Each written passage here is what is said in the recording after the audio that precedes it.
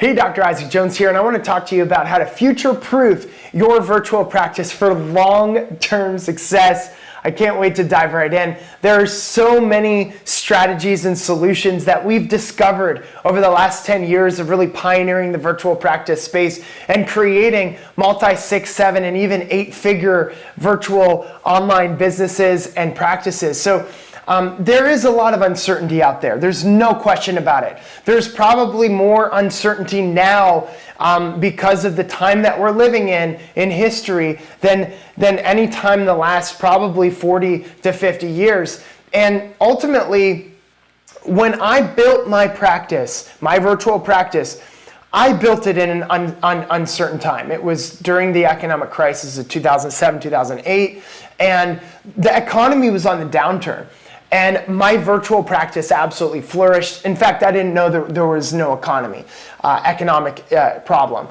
So, you know, they talk about, these experts talk about how, you know, the most important economy you need to worry about is the economy of you. Like, what is your mindset like? You know, are you showing up in a way to create powerfully around you? Because no matter what an up and down economy, there are people that win and there are people that continue to grow.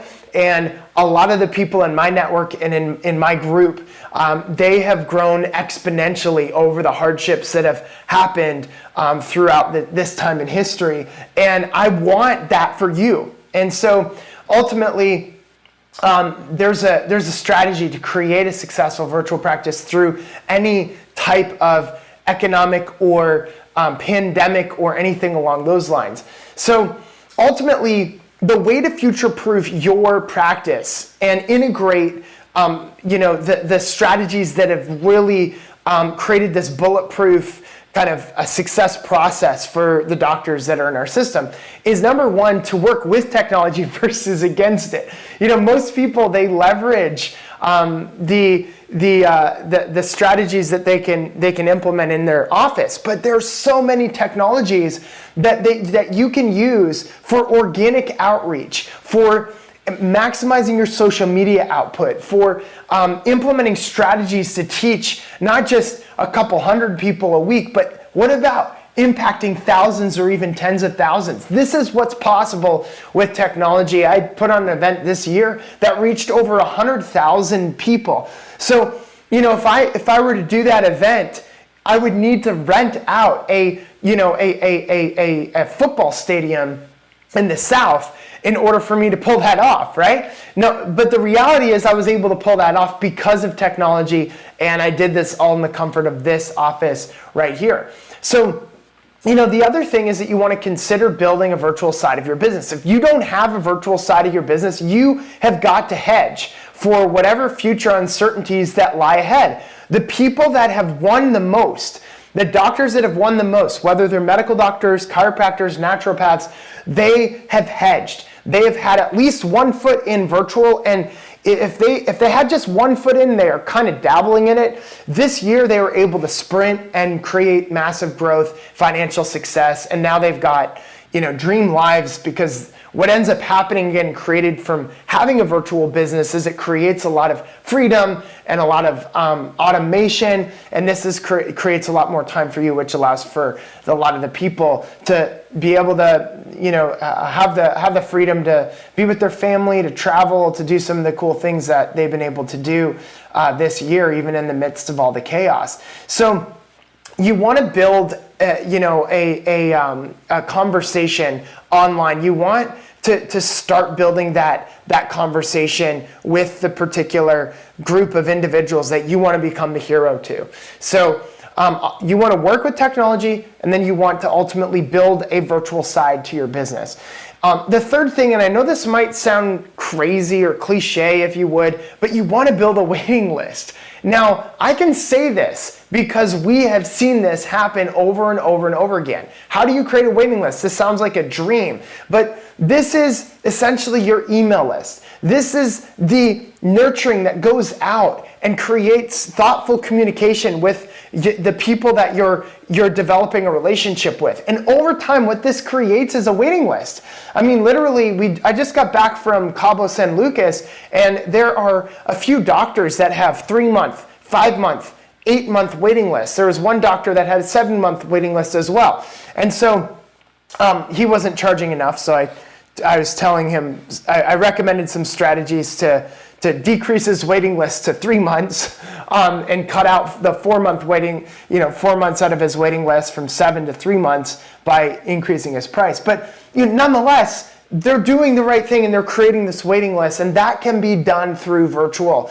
The other thing is you want to make a product offering that subsidizes your practice revenue. So this could be a high ticket one-on-one consulting package. It could be a group coaching package. It could be a DIY program that you just get people to go through on their own, right? But whatever you choose, every single option, when done right, creates freedom.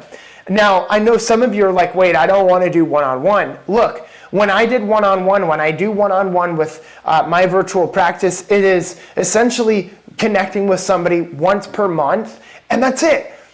Some people want to connect with them a little bit more, but there are strategies to automate, to systematize, and to connect with people in a way where you're getting amazing results, but you're not spending a whole heck of a lot of time with them. This frees up your time, but it also creates a lot of revenue for you while you're impacting and transforming people's lives. So it's very, very fun.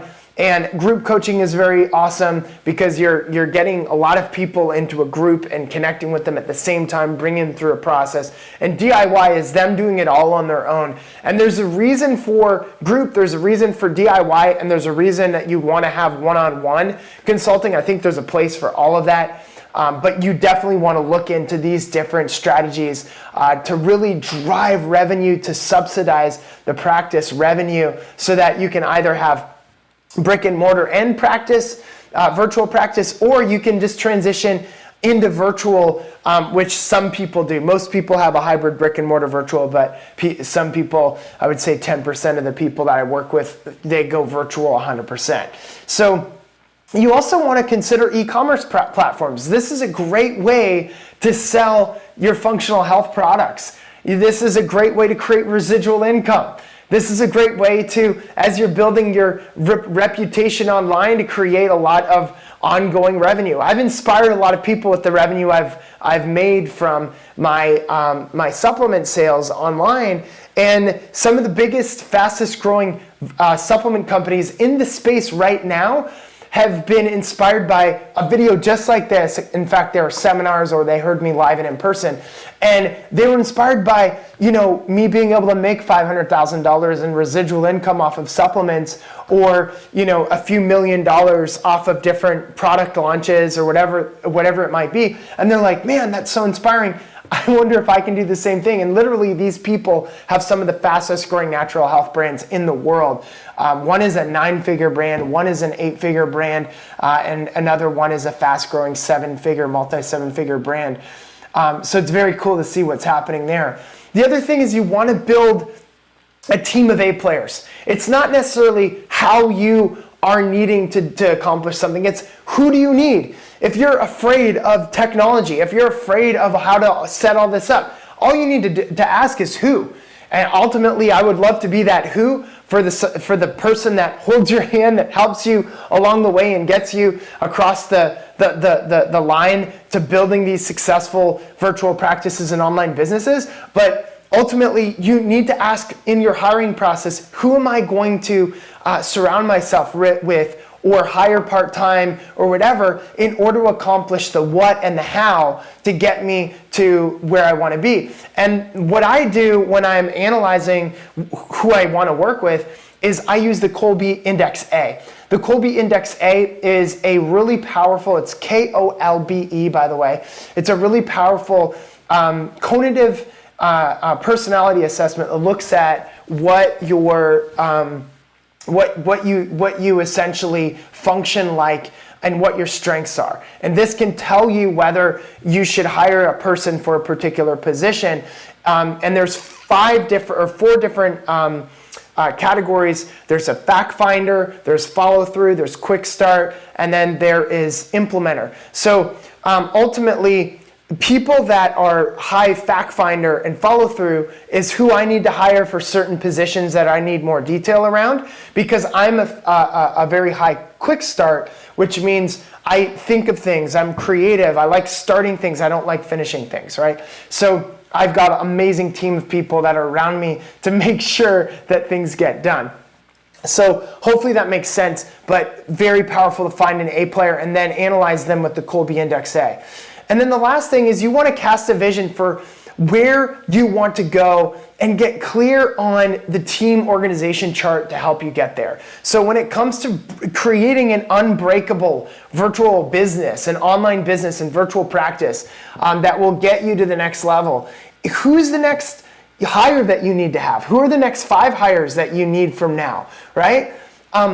It's all about finding that who, and it will help you get to that next level of success. So again, this is the way to future-proof your virtual practice for long-term success. We talked about working with technology versus against it. We talked about building a virtual side to your business. We talked about how to build a waiting list and building a waiting list through nurturing and emailing your leads and connecting and having a conversation with them. We talked about making a product offering that subsidizes your practice revenue, which is ultimately the revenue that will break the ceiling on the income that is blocked from having a brick and mortar. When you go virtual, you can break that ceiling. And then, of course, consider e-commerce, because that's one way to break the ceiling is through residual income and sales online. And then you want to hire those A players. You want to hire those people and cast a vision and get really clear on what you want to create and then the org chart that you need in order to get there. So hopefully this makes a lot of sense. I look forward to hopefully adding value to you. I'd love for you to join one of my programs, masterminds, or coaching programs so that can help you shortcut your success to getting to where you want to get to a lot faster. Thanks so much. Look forward to adding more value to you in the near future.